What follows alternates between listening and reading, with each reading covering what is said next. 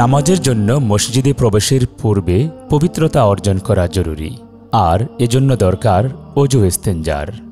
কিন্তু এই মসজিদের টয়লেট ও অজুর স্থান হয়ে পড়েছে ব্যবহারের অনুপযোগী। মসজিদের দেয়াল থেকে খসে পড়ছে আস্তর, টিনগুলো নষ্ট হয়ে যাচ্ছে। নিয়মিত 200 থেকে 250 জন ওয়াক্তীয় নামাজে জামাতে শামিল হন। শুক্রবার মুসল্লি সংখ্যা বেড়ে দাঁড়ায় 400 থেকে 500 জনে, যা এই মসজিদের ধারণ ক্ষমতার বাহিরে। মনে প্রবল ইচ্ছা থাকা সত্ত্বেও সামর্থ্য না থাকায় মসজিদটি বড় করতে পারছে না। তাকিয়ে আছে আল্লাহর উপর ভরসা করে সামর্থ্যবান কোনো ব্যক্তি বা প্রতিষ্ঠানের দিকে।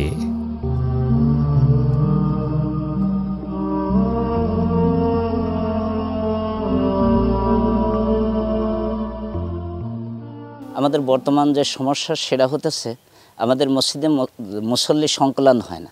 এমনি স্বাভাবিক দিনে 200, 250, 300 মুসল্লি হয় এবং জুমার দিনে 500-600 মুসল্লি হয়। এজন্য আমাদের মসজিদ বড় করা দরকার। দ্বিতীয়ত আমাদের মসজিদে টয়লেট নেই, অজুখানা নেই, এগুলো খুবই জরুরি প্রয়োজন।